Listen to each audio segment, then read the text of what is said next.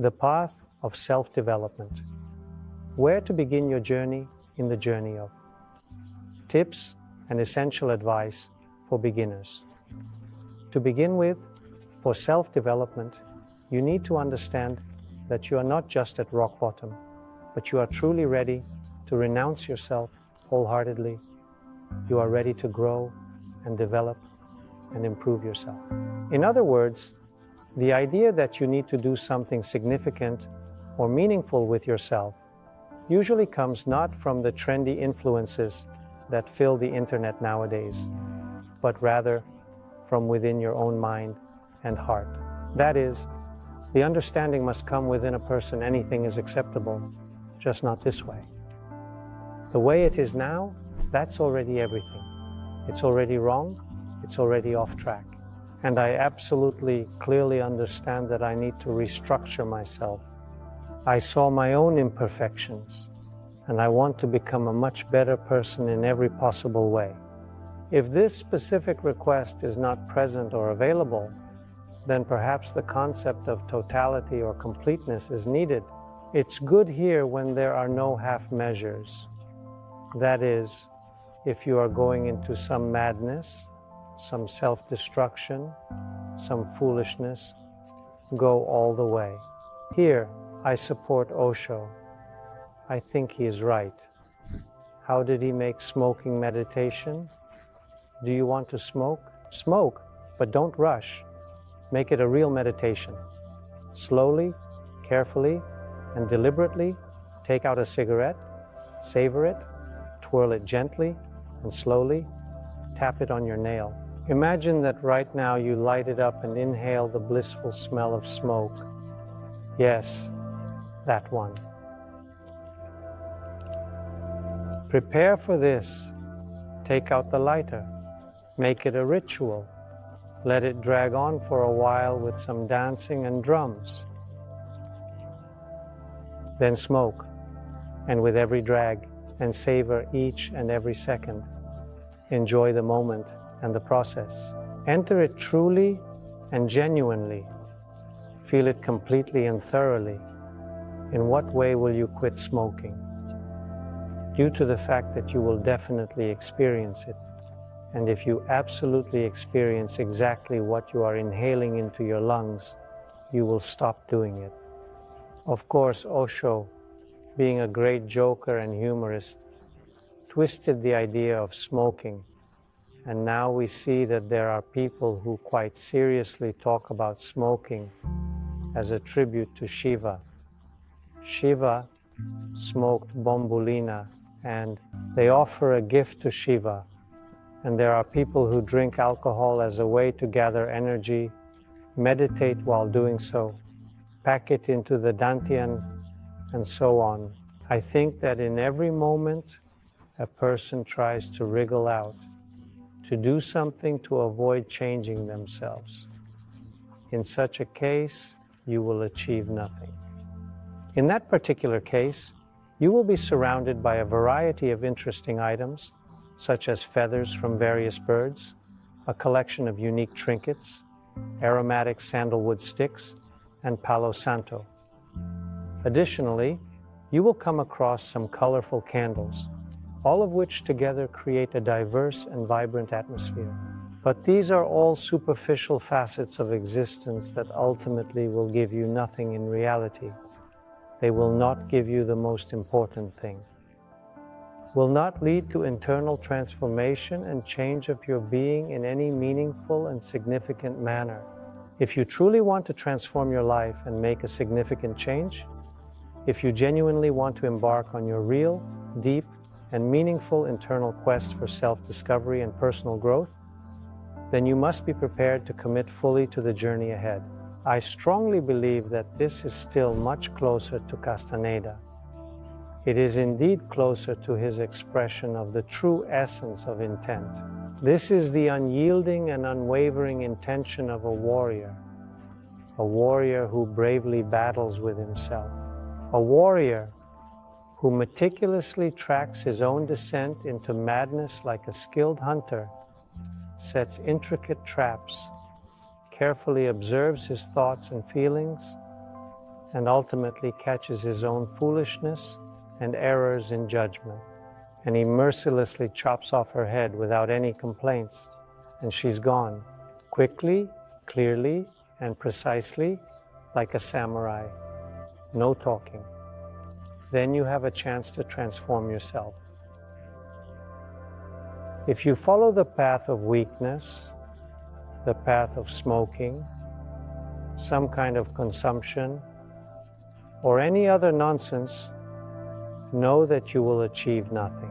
You will gain a lot of various experiences, but this experience will indeed be worth absolutely nothing. These transformations are entirely superficial, ostentatious. To deeply change oneself, it requires asceticism. This is a real opportunity to let go and release all your worries and stress, to let go of everything that has been holding you back. So, if you are truly a cool person who is genuinely ready to work on yourself, I have a very short, quick, and effective method for you. A complete and total renunciation of absolutely everything in your life. You need to give up all food, naturally give up any and all forms of communication, including the phone, the internet, friends, girlfriends, and anything else you can think of. You must do nothing at all, completely abstaining from any activity or interaction. For every internal message from your brain that says, "Haha, you forgot the most important thing, you need to do this and that," you continue to sit with the humble smile of a blissfully enlightened one, like a 4-day vipassana for yourself. In other words, all that is actually permitted to you are vital processes. You can drink a little bit of water, breathe for a few moments, and go to the bathroom. That's just it. You are absolutely not allowed to do anything else. In 4 days, you will truly gain a wonderful experience of working on yourself. And subsequently, if for some reason you feel like you are working on yourself, compare it with this 4-day experience. If this is in no way similar to what you felt when you gave up everything, what were your internal sensations and emotions? What was the internal work of your soul like when you gave up everything? How hard and challenging it was for it? How you had to prove to yourself who you really are and what your true identity is. If it is some kind of idle living of happiness, a group thing with friends, it has nothing to do with spiritual work. True spiritual work is tears. True spiritual work is weeping, which is a profound and transformative experience. These are deep moments of internal re-realization and self-discovery of who you really are. And when you come to a full understanding of this, it will lead you to grow and develop beyond your current self. If you do not see the picture that internally shows you who you really are and what it means to you, then nothing will work out. This picture is essential for success and how it guides your actions and decisions. And this should be the foundation. This should serve as the essential support and the strong foundation upon which you can confidently and steadily move forward in your journey. Yes, each of us has imperfections inside, an inner, darker aspect of ourselves. These flaws are part of human nature, making us unique individuals. And if you do not acknowledge and understand your own inner dark aspect and shadow, you will never be able to control or manage it effectively, leading to negative consequences. If you find that you can't manage and control the situation, it is likely that it may lead to a division or separation. It will eventually break free on its own, somehow managing to jump out at you when you least expect it, catching you. You know, you won't be able to get on the right path if you don't step out of not just your comfort zone, but also the company you're currently in, the people who surround you, possibly the city you live in. Maybe you need to change everything in your life. And first of all, don't rush into a new company in your career at all. Feast on solitude. Feast on it so much that you truly and deeply understand that you can't do it alone, that you indeed and truly need other people. Until you reach this understanding, stay alone. And then the information, the mental information that you absorb, it is very important that these are the right books. Therefore, we have prepared a comprehensive and thoroughly detailed reading list for you. By picking up any one of his many books, you definitely won't go wrong at all. Trust me, you will enjoy it. Precisely during the period of fasting and during the rigorous practice and thorough re-evaluation of your inner imperfections and flaws, this insightful and comprehensive book will provide you with the necessary guidance and support. So, download our list of literature, grow and develop, come to the classes, friends, and practice our techniques. I can tell you one thing. If you are truly ready to work on yourself, my school has everything needed to bring you to the abilities that I possess, including personalized coaching and practical exercises, designed to build your skills step by step. If you are truly and genuinely ready to work on yourself, you have a unique opportunity to join my exclusive retreat, where I will personally demonstrate firsthand how an individual can be completely transformed in just 5 to 10 minutes. The person will exclaim, "Wow, is it really possible?" Learn to effectively utilize the unique strengths and abilities, as well as the various tools that each and every one of you possesses. And mainly, it's your attention, breathing, body posture, the state of your emotions and thoughts. These are what belong to you, what you must and are obliged to control. That is, you need to understand specifically and in detail how your structure is arranged, particularly focusing on your body, your emotions, where your business sphere is, and where your family sphere is, where your energy potentials are. This means knowing, for instance, how your physical state, emotional well-being, and other aspects interact and affect each other. And where do any of these perhaps express themselves in social and situational contexts? If these things are not essentially understood and comprehensively adjusted, at best, it will be a vinaigrette salad dressing, and at worst, a spoonful of viscous tar. It is important to understand what is good energy and what is bad energy, what is right and what is wrong, what gives a positive result, and what can only drain your energy and destroy you. I believe every person should definitely learn these things from a young age, even in school. But our world is somehow arranged differently. I was fortunate enough to have figured out the various personal difficulties and numerous challenges that I had been facing, as well as the energetic potentials and unique capabilities that I possessed within myself. I have learned to preserve and multiply strength, which I now teach to a large number of my students. Otherwise, it's impossible to live. It will always turn into a series of me promising myself to do one thing, but doing something else. I think of myself as being one way, but it turns out I'm actually another way. I really fear myself. I don't truly respect myself. I actually push myself into something unclear. And why I do this, I don't know. And do you know why you don't know? Because no one ever taught you this.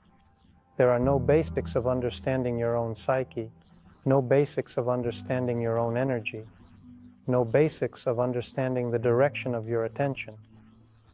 And what is this all about anyway? The mind jumps around like a mad monkey, grabbing everything in sight. Here's the problem.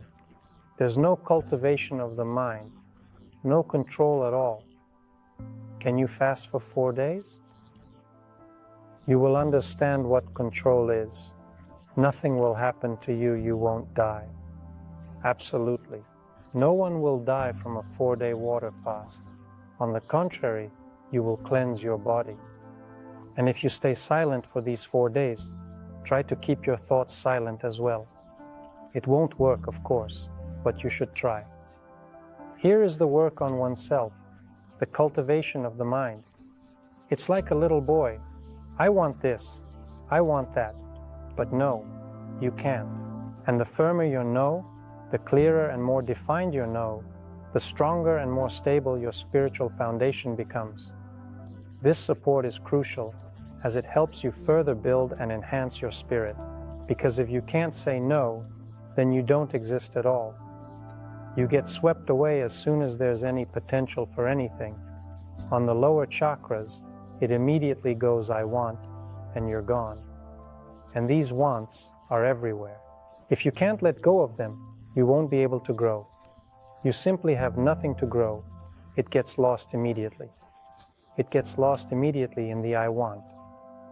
Friends, don't forget that cultivating the energy of love, happiness, compassion, and joy on a daily basis is also an important aspect, as it helps to create a positive environment. And above all, this deep and profound compassion is needed for genuine compassion towards yourself, for truly understanding your own inner workings, and how incredibly difficult it is for you to overcome yourself in your work, daily life, and personal growth. And you observe how you do it with compassion and love, with kindness and understanding. It's not about getting worked up and banging your head against the wall, but about showing understanding and leniency and acceptance in any way at all. Well, silly, didn't you see something so simple, like really simple in yourself, huh? It's clear that if you want to achieve this goal, you need to let go of that. Focus on what truly matters and prioritize your objectives. On the contrary, if you can't give up this specific thing, you will never be able to get that other thing you want. It's a basic principle in spiritual physics, showing that holding on to one thing stops you from receiving another. These are very straightforward and uncomplicated things that will become clear to you later if you reach certain levels and various stages in your development. Read books, friends, practice, get on the path, find your master, and do what he says to expand your knowledge and gain wisdom, light and love, and spread positivity.